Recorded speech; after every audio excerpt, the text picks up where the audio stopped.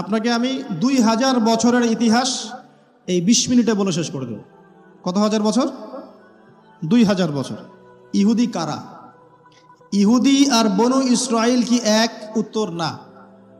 ভালো করে কথাগুলো শোনেন, এগুলো বই পড়তে অনেক সময় লাগবে আপনার, এবং ঘাটাঘাটি করতে অনেক সময় লাগবে, খুব অল্প সময় বুঝে নেন।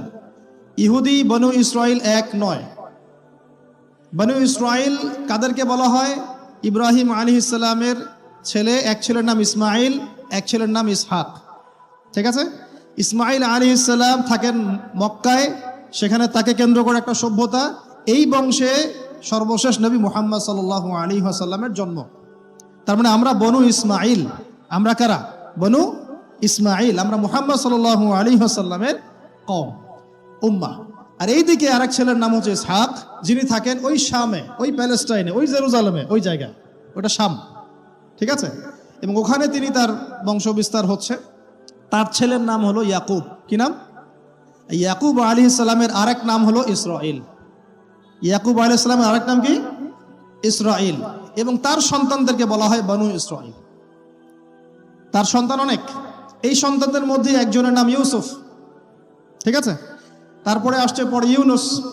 এই বনু ইসরাইলের মধ্যেই দাউদ, মূসা, সুলাইমান, ঈসা ইবনে মারিয়াম। বলা হয় 1,24,000 নবী রাসূলের মধ্যে বেশিরভাগই এখানে এসেছে। তাহলে বনু ইসরাইল বলা হচ্ছে এই কওমটাকে। তা ওদের নাম বনু ইসরাইল থেকে ইহুদি হলো কখন? যখন তারা ঈসা আলাইহিস সালামকে স্বীকার করলো না তখন। ঈসা আলাইহিস সালাম কি তাদের মধ্যে আসেন নাই? সেই ঈসা আলাইহিস সালামকে যখন তারা অস্বীকার করলো, তখন তাদের নাম আল্লাহ পাক এই বনু ইসরাইল থেকে পরিবর্তন করে হাদু দিয়েছেন কোরআনে। কুল ইয়া আইয়ুহাল্লাযীনা হাদু ইন যাআমতুম আন্নাকুম আউলিয়াউ লিল্লাহি মিন দুনিন নাস ফাতামান্নাউল মাউত। আছে না কোরআনে? অনেক জায়গা আছে। আল্লাহ পাক তখন তাদেরকে আর বনু ইসরাইল বলছেন না, বলছেন ইয়াহুদ। কি বলছেন? এই যে নাম আসলো ইহুদি। তো বনু ইসরাইল এবং ইহুদি এক নয়। বনু ইসরাইলরা ভালো ছিল এবং তারা ওই সময়কার মুসলিম ছিল। যখন তারা আল্লাহ পাকের আনুগত্য করেছিল, আল্লাহ পাক তাদেরকে সমৃদ্ধি দিয়েছিলেন, ঠিক আমাদের মতোই। আর যখন তারা আল্লাহ পাকের আনুগত্য করে নাই, পথভ্রষ্ট হয়ে যায়, আল্লাহ পাক তাদেরকে শাস্তি দিয়েছেন। এক পর্যায়ে তারা যখন নবীদেরকে হত্যা করা শুরু করেছিল, অনেক নবীকে হত্যাও করেছে। যেমন জাকারিয়া আলাইহিস সালামকে তারা হত্যা করেছে, ইয়াহইয়া আলাইহিস সালামকে হত্যা করেছে। সূরা ইয়াসিন পড়ে দেখেন, ওখানে একই দিনে 3 জন নবীকে হত্যা করা হয়েছে। পড়ে দেখেন। তো মূল কথা হচ্ছে নাম চেঞ্জ হলো কখন? যখন তারা সত্য থেকে পথভ্রষ্ট হয়ে গেল, ঈসা আলাইহিস সালামকে তারা অস্বীকার করলো, তখন আর বনু ইসরাইল নয়, ইয়াহুদ। এখন তাদের মধ্যে একজন অন্যতম নবী ছিলেন দাউদ আলাইহিস সালাম। কি নাম? বলেন নাম, মুখস্থ করেন। তাদের নাম কি? আচ্ছা, দাউদ আলাইহিস সালাম ছোট, তখন 14-15 বছর বয়স হবে। আল্লাহ পাক মূসা আলাইহিস সালামকে বলেছিলেন, তুমি তোমার সম্প্রদায়কে নিয়ে এই জেরুজালেমে যুদ্ধ করবে। কাকে বলেছেন? মূসা আলাইহিস সালামকে। তুমি মূসা আলাইহিস সালাম তোমার সম্প্রদায়কে নিয়ে এই জেরুজালেমে গিয়ে যুদ্ধ করো। ওখানে আমালেকা নামে একটা সম্প্রদায় আছে, এরা খুবই শক্তিশালী। তবে তোমরা যদি ইমানদার হও, তোমরা এর উপর বিজয় লাভ করবে। এর আগ পর্যন্ত এরা কিন্তু ওখানে ঢুকতে পারে নাই। কথা বুঝতে পারছেন? আল্লাহ পাক শর্ত দিলেন, যদি যুদ্ধ করে জয় করতে পারো, তাহলে তোমাদের এই জায়গাটা তোমাদের। তো মূসা আলাইহিস সালাম বললেন তার কওমকে, চলো যুদ্ধ করি। তো মূসা আলাইহিস সালামের কওম বলছে, ইযহাব আনতা ওয়া রাব্বুকা ফাকাতিলা ওয়া ইন্না হাহুনা কাঈদুন। এই মূসা, তুমি যাও আর তোমার রব গিয়ে যুদ্ধ করো, আমরা এখানে বসে থাকলাম। কথা কি বুঝতে পারেন নাই? মানে এরা কোন কওম? ওই যে ফেরাউনকে ডুবে মরতে দেখেও বিশ্বাস করে না, বাছুর পূজা শুরু করে, আল্লাহ পাক একটার পর একটা নিদর্শন দেখান, তাও অস্বীকার করে। তাওরাত নিতে গিয়েছেন মূসা আলাইহিস সালাম, এসে দেখেন তারা বাছুর পূজা শুরু করেছে। মান্না সালোয়া আল্লাহ দিচ্ছেন, তাও অস্বীকার করে। মৃত থেকে জীবিত করেন, তাও অস্বীকার করে। শেষমেশ বলে বসলো যে ইয়া মূসা লান নুমিনা লাকা হাত্তা নারাল্লাহ জাহরা। হে মূসা, আমরা তোমার প্রতি বিশ্বাস করব না যতক্ষণ আল্লাহকে সামনে দেখাচ্ছ আমাদের চোখ দিয়ে। এটা সেই জাত যে নবীদেরকে এত কষ্ট দিয়েছে। মূসা আলাইহিস সালাম যখন বললেন চলো, আল্লাহ পাক যুদ্ধের কথা বলেছেন, ওটা যুদ্ধ করে জয় করতে পারলে আমাদের হয়ে যাবে। তো বলছে ওখানে আমালেকা সম্প্রদায় আছে এত বড় শক্তিশালী, তুমি যাও, তোমার রব গিয়ে যুদ্ধ করো, আমরা এখানে বসে আছি। আর আমাদের নবী মুহাম্মদ সাল্লাল্লাহু আলাইহি ওয়াসাল্লাম যখন বদরের মাঠে 313 জনকে নিয়ে পরামর্শ করছেন কি করব, যুদ্ধ করব কি না, তখন আমাদের মুসলিম সেনা বাহিনীর মধ্যে যে সাহাবীরা ছিলেন, সাদ বিন মুয়াজ রাদিয়াল্লাহু আনহু, তিনি বলছিলেন, ইয়া রাসূলুল্লাহ সাল্লাল্লাহু আলাইহি ওয়াসাল্লাম, আপনি আমাদেরকে নিয়ে বদরের মাঠ কেন, যদি উত্তাল সাগরেও ঝাঁপ দিতে চান আমরা সেখানেও ঝাঁপ দিব ইনশাআল্লাহ। কত পার্থক্য, তাই না? তিনি বলছিলেন যে আমরা সেই কথা আপনাকে বলবো না যেই কথা মূসা আর কওম মূসাকে বলেছে, বরং আপনি যদি আদেশ করেন আমরা উত্তাল সাগরেও ঝাঁপ দিতে পারি। এমনি এমনি তো বদরের যুদ্ধ আসে নাই, বিজয় আসে নাই, এইসব ইমানের কারণে এসেছে। এখনো কি এই মাজলুম ভাইরা উত্তাল সাগরে ঝাঁপ দেয় নাই?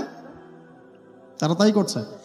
ওইদিকে আসছি আমি পরে, এই জায়গাটা একটু বোঝেন।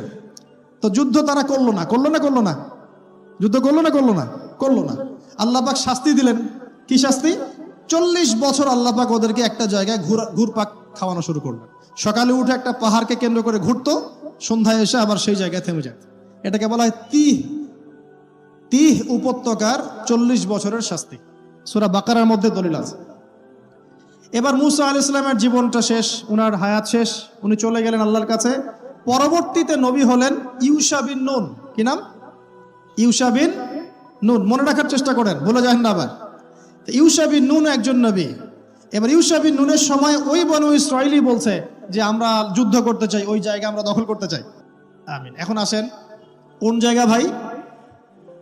কোন জায়গা যুদ্ধ করতে চায়? আচ্ছা, জেরুজালেম নিয়ে এত কথা কেন জানেন? কারণ এই জায়গাটা শেষ জামানার সবচেয়ে ইম্পর্টেন্ট জায়গা। শেষ জামানার সবচেয়ে ইম্পর্টেন্ট জায়গা 3টা, মুখস্থ করেন। কয়টা? এক হচ্ছে জেরুজালেম, 2 হচ্ছে মক্কা মদিনা, জানেন, আর 3 নাম্বার হচ্ছে কনস্ট্যান্টিনোপল মানে কুস্তান্তুনিয়া। কোথায় এটা? তুরস্কে। আরেকটা জায়গা আছে, এটাও অনেক বেশি ইম্পর্টেন্ট, সেটা হলো খোরাসান। সেটা কি? খোরাসান। এই 4টা জায়গার কথা মাথায় রাখবেন। পুরো বিশ্বের এই প্রেক্ষাপট এই 4টা জায়গাকে কেন্দ্র করে ঘুরতে থাকবে, এবং এর সেন্টার হার্ট হচ্ছে জেরুজালেম। কারণ কিয়ামত ততদিন পর্যন্ত হবে না যতদিন এই জেরুজালেম মুসলিমদের দখলে না আসছে, এবং এই জেরুজালেম থেকে ইমামুল মাহদি ঈসা ইবনে মারইয়াম বিশ্ব শাসন না করছেন, ততদিন পর্যন্ত এই পৃথিবীতে কিয়ামত হবে না ইনশাআল্লাহ। বুঝতে পারছেন কথা? আচ্ছা, তো ইউশা বিন নুন এখন বলছেন যে আচ্ছা তোমরা তো আবার যুদ্ধ করতে চাচ্ছ, মূসা আলাইহিস সালামের সময় তো যুদ্ধ করতে বলা হয়েছিল, করো নাই। এখন যদি আবার যুদ্ধের কথা বলা হয়, যদি তোমরা আবার পালায় যাও, তখন তারা বলছে ওয়ামা লানা আল্লা নুকাতিলা ফি সাবিলিল্লাহ, কেন আমরা আল্লাহর রাস্তায় যুদ্ধ করব না? ওয়াকাদ উখরিজনা মিন দিয়ারিনা, আমাদেরকে আমাদের বাড়িঘর থেকে বের করে দেওয়া হয়েছে, ওয়া আবনাইনা, আমাদের সন্তান থেকে বিচ্ছেদ করানো হয়েছে, কেন যুদ্ধ করব না? অবশ্যই যুদ্ধ করব। তো বলছি ঠিক আছে, তাহলে আমি আল্লাহর কাছে দোয়া করলাম। হ্যাঁ করেন। আল্লাহর কাছে দোয়া করা হলো, আল্লাহ পাক বললেন যা জিহাদ ফরজ করলাম, নাও যুদ্ধ করো। এখন ওখানে কোন সম্প্রদায় আছে? আমালেকা, অনেক শক্তিশালী, অনেক বিশাল দেহী। এখন যুদ্ধের আয়াত ফরজ হওয়ার পরে এখন বনু ইসরাইল বলছে আচ্ছা আমাদেরকে একটা নেতা নিযুক্ত করে দিন, তাহলে সেনাপতি নিযুক্ত করুন। সেনাপতি লাগে কি লাগে না? লাগে না? আচ্ছা, আমরা শিখতেছি স্মার্টফোন, টিকটক, বিশ্বাস ঢাকা শহরে এই 15 থেকে 20 বছরের ছেলে পেলের যা অবস্থা দেখলে আমাদের চোখ দিয়ে পানি বের হয়। আবার শুকরিয়া আদায় করি, আলহামদুলিল্লাহ ওই যুগে আমরা, এই যুগটা আমরা এইভাবে নষ্ট করি না, আলহামদুলিল্লাহ। কি একটা অবস্থা! এদের অর্ধেকের সাইকোলজি নষ্ট করে দিয়েছে বিভিন্ন মুভিজ, সিনেমা। এখনকার অনেক মুভিজে দেখায় যে সে গ্যাংস্টার হচ্ছে, গ্যাংস্টার হওয়াটা একটা প্যাশন, ওইটা দেখে দেখে সে নিজেও গ্যাংস্টার হওয়ার চেষ্টা করে। আমি হলফ করে বলতে পারি, আমার কথা আপনারা মন খারাপ করেন না, এটা আমার কনফিডেন্স থেকে বলছি, এখন যদি আরেকটা মুক্তিযুদ্ধ হয়, এই জেনারেশন অস্ত্র হাতে নিতে পারবে না। ওই অস্ত্র হাতে নিবে ওই যাদের বয়স 40, ওই 50, এরাই। আমাদের এই যে কিশোর গ্যাং, টিকটক জেনারেশন আর যুবক সমাজকে আপনি খুঁজেই পাবেন। আল্লাহ পাক আমাদেরকে হেফাজত করুন। আর এটার জন্য ভাই আমাদের যাদের দাড়ি পেকে গেছে আমরা দায়ী সমানভাবে। কারণ আপনি নিজের ফিকির করেছেন, আপনার সন্তানের ফিকির কোথায়? আপনার ছেলে সারা রাত পর্ন দেখে, আপনার মেয়ে সারাদিন ছেলেদের সাথে কথা বলে, আপনার ছেলে যে ডেট করতেছে এইখানে ওইখানে, জেনা করতেছে, মদ খাচ্ছে, গাড়ি নিয়ে ধুমসে ড্রাইভ করতেছে মেয়েকে নিয়ে। আপনি মনে করতেছেন বাচ্চা ছোট আছে, বড় হলে ঠিক হয়ে যাবে। সুবহানাল্লাহ, আপনি বাচ্চাকে পড়াচ্ছেন না, কোরআন শেখাচ্ছেন না, হাদিস শেখাচ্ছেন না। জেনারেল লাইনে যে পড়াচ্ছেন, জেনারেল লাইনে পড়াশোনা করার পরে সে হচ্ছেটা কি, কি শিখলো? স্যারকে দেখলে থাপ্পড় মারে। এখনকার ছেলেপেলে অনেকে স্যারকে সম্মান করে না। স্যার নকল ধরে ফেলেছে, স্যারকে এক থাপ্পড় দিল। গুন্ডামি শিখেছে, গুন্ডামি। আদব, সবর, নীতি নৈতিকতা এগুলো নাই, উঠে যাচ্ছে দিন দিন। আমি আসলে ওয়াজ করবো কি নিয়ে? দাজ্জাল তো অনেক বড় ইস্যু। সত্যি কথা বলতে দেখেন, আমরাও স্কুলে পড়েছি, কলেজে পড়েছি, কিন্তু আমরা তো বেয়াদব ছিলাম। বেয়াদবি এক জিনিস আর দুষ্টামি এক জিনিস। আমরা দুষ্ট ছিলাম, খুব দুষ্ট ছিলাম, দুরন্ত। খেলাধুলা পছন্দ করতাম, দুরন্ত, দুষ্টামি করতাম। স্যারদের সাথে আমাদের একটা ফ্রেন্ডলি সম্পর্ক ছিল, বন্ধুর মতো। কিন্তু আমরা কখনো বেয়াদবি করি না। এখন দেখবেন ওয়াজে আলেমদের সামনে গিয়ে বেয়াদবি করতেছে।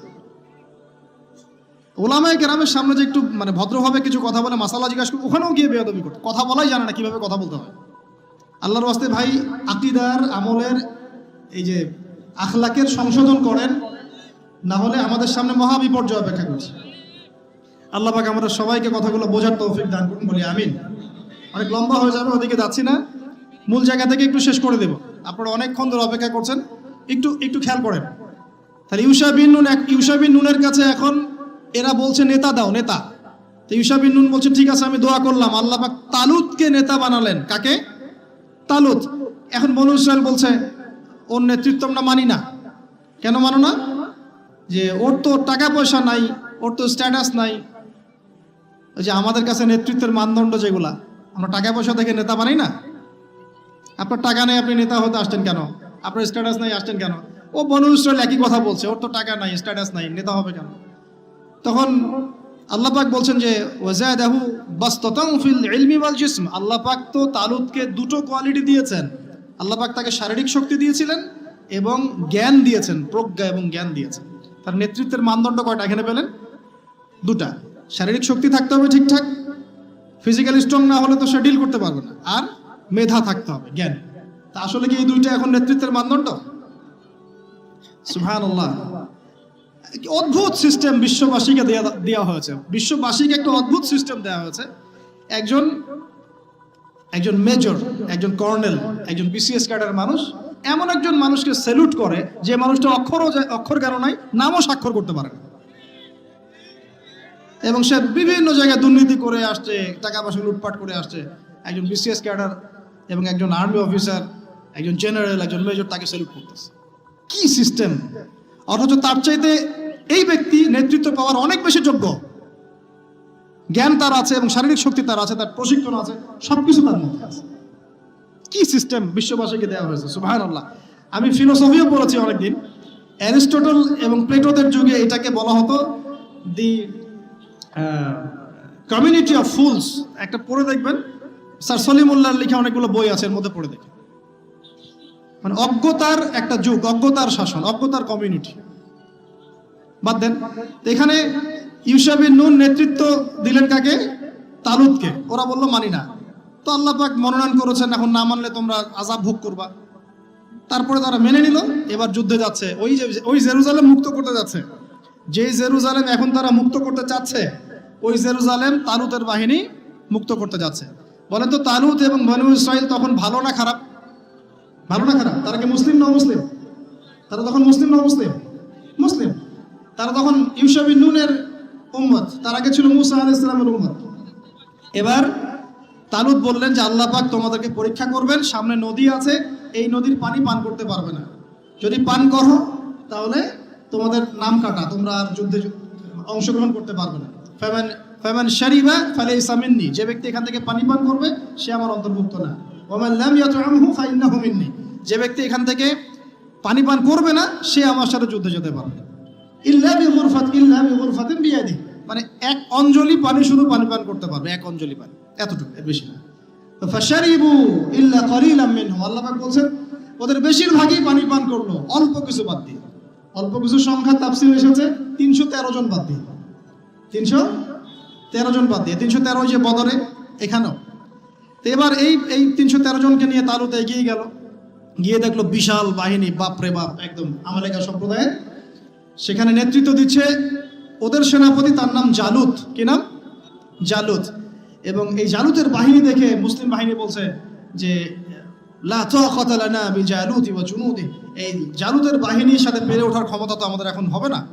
কিন্তু যারা ভেবেছিল যে আল্লাহর সাথে সাক্ষাৎ করতে হবে, যাদের ঈমান দৃঢ় ছিল, তারা বলেছিল কাম মিন ফিআতিন ক্বালিলাতিন গালাবাত ফিআতান কাসীরাতান বিইذনিল্লাহ, তোমরা ভয় পেও না, আল্লাহর হুকুমে বহু ছোট ছোট দল বড় বড় দলের উপর বিজয় লাভ করেছে। এটা তারা বলে একটা দোয়া করলো, এই দোয়াটাও শিখে নেবেন। তারা একটা দোয়া করলো, তারা বলল রব্বানা আফরিগ আলাইনা সাবরান ওয়া সাব্বিত আকদামানা ওয়ানসুরনা আলাল কওমিল কাফিরিন। আর আল্লাহ পাক বলেন ফাহাজামু বিইذনিল্লাহ, আল্লাহ পাকের হুকুমে তারা এই মাত্র 313 জন নিয়েই জালুতের বিশাল বাহিনীকে পরাজিত করল। বুঝতে পারছেন? এবং এই বাহিনীতে দাউদ আলাইহিস সালামও ছিলেন, তখন তিনি ছোট। এই জালুতকে হত্যা করেছে দাউদ আলাইহিস সালাম। হ্যাঁ, ওয়াকাতালা দাউদ জালুত, দাউদ আলাইহিস সালাম জালুতকে হত্যা করলেন। কিভাবে হত্যা করলেন সেটা আসছে, যে এই গুলতি নিক্ষেপ করেছিল দাউদ আলাইহিস সালাম, আর তার চোখে গিয়ে লাগে জালুতের, এতেই জালুত মারা যায়। তো এখন মূল কথাটা হচ্ছে, দেখুন এই বনু ইসরাইল এই যুদ্ধে জয়লাভ করে এই বাইতুল মুকাদ্দাস বা জেরুজালেম জয় করলো। এই যে তারা প্রথমবার এখানে ঢুকলো, এর আগ পর্যন্ত কিন্তু ঢুকতে পারে না। এবার আল্লাহ পাক তাদেরকে বললেন, তোমরা এখানে যদি আমার আদেশগুলো মেনে চলো, এই জায়গা তোমাদেরই, তোমরা এখানে থাকবে। কিন্তু যদি তোমরা আদেশ না মানো, আমার বিরুদ্ধাচরণ করো, তোমাদেরকে এখান থেকে বের করে দিই। আর আল্লাহ পাক এটা বলেও দিলেন, লা তুফসিদুন্না ফিল আরদি মাররাতাইন, তোমরা কিন্তু 2 বার সীমা লঙ্ঘন করবা, আমি কিন্তু সতর্ক করছি তোমাদেরকে। কয়বার? 2 বার। এবার দাউদ আলাইহিস সালামের সময় তারা খুব সুন্দর ছিল, একদম রুলিং স্টেট। বলা হয় যে দাউদ আলাইহিস সালামের সময় তারা ওই জেরুজালেম থেকে বিশ্বকে শাসন করেছে। ঠিক আছে? দাউদ আলাইহিস সালামের পরে আসলো তার ছেলে সুলাইমান, নাম কি? সুলাইমান আলাইহিস সালাম। এই সময় আরো সমৃদ্ধি লাভ করলো, এত সমৃদ্ধি যে বাতাসের উপর নিয়ন্ত্রণ। জিনরা ডুবুরির কাজ করে পাথর এনে দেয়, জিনরা ডুবুরির কাজ করে মণিমুক্তা এনে দেয়। জিনদেরকে দিয়ে এই যে বাইতুল মুকাদ্দাস তিনি নির্মাণ করালেন আবার, তাই না? এই যে বাইতুল মুকাদ্দাসের কথা বলছে,